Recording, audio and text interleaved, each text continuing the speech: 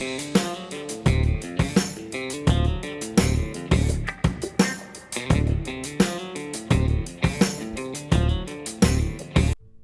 back to KP's Kingdom, Cooking with KP, and today I'm going to show you how to make a really easy squash bake, or it's a mixed squash bake.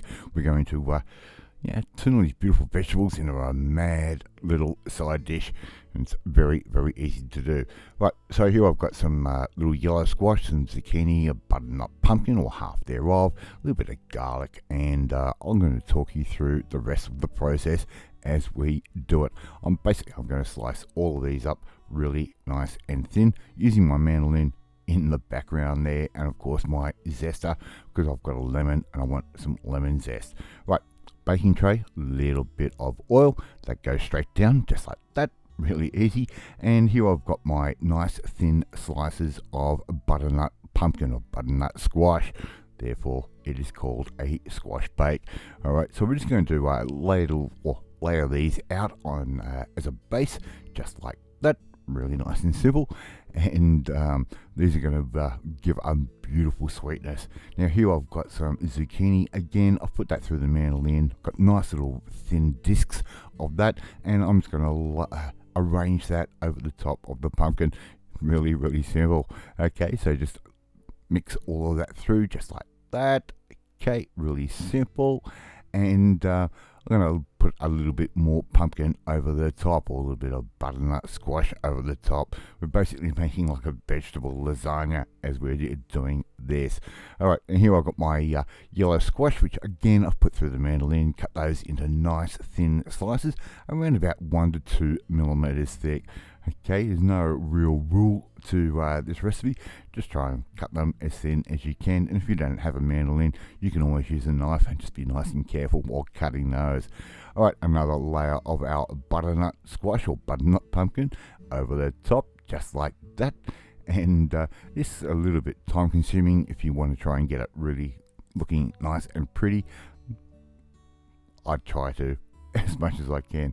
Alright, I've got a little bit of zucchini left. I'm going to put that straight over the top again, just like that, and try and get them in one even layer. Try not to double up on the layer side of things. Alright, so my oven is already sitting at 200 degrees Celsius. Alright, you could do them at 180, but I'm going to do these at sort of 200. So here I've got around about 200 ml of cream. I'm going to add in 2 cloves of garlic, which I've crushed. That goes straight into our cream mixture, just like that. Give that a quick stir, just like that. And here I've got the rind and juice of half a lemon. Alright, just make sure we get all of that lemony goodness into that cream, and give that a good stir, just like that. Really nice and simple, and that lemon's going to give an amazing flavour. Pour that all over your vegetables, or our squash that we've got in our tray, just like I'm doing right there, and this is going to give the most beautiful flavour and creaminess to this particular side dish. Alright, make sure we get all that cream out and get that in there, just like I'm doing right there. Make sure the cream gets settled in, and I'm just going to add a little bit more cream over the top, just for, well, why not? Okay, so there we go. Oven is already sitting at 200 degrees Celsius. I'm going to take that, put that in for around about sort of 30 minutes or so, until they go a little bit tender. And I'm also going to add in just a little bit of rosemary, fresh rosemary. I forgot to do that in the previous part. Alright, so just put the rosemary down just like that, and that can pretty much go straight into the oven. As I said, 200 degrees, 30 minutes or so, or until everything goes tender.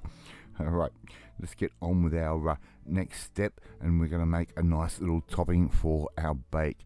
So here I've got some cheddar cheese, mixed cheese, sort of about a half a cup's worth, and around about a half a cup's worth of breadcrumbs. Season that up, a little bit of salt, a little bit of pepper to taste, just like that. Now you could use fresh breadcrumbs, you could use panko, it doesn't really matter.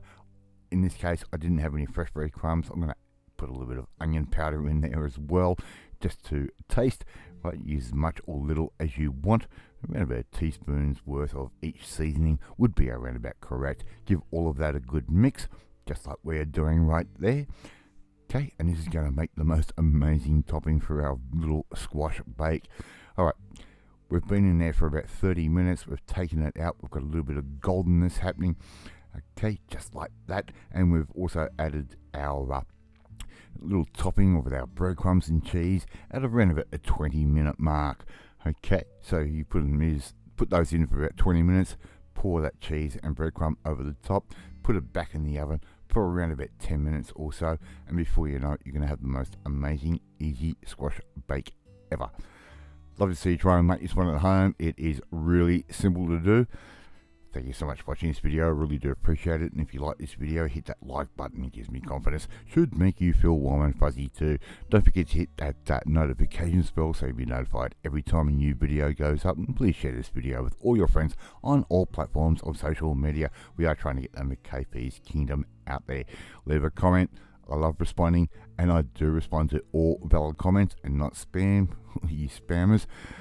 In the meantime, if you want to learn how to make something really nice, healthy, delicious as a side dish, just like this one, well, you need to come and join the family. My family, hit that subscribe button, and you will never miss another one of my videos again. I'm off to eat my easy squash bake, and I will catch you next time. Bye.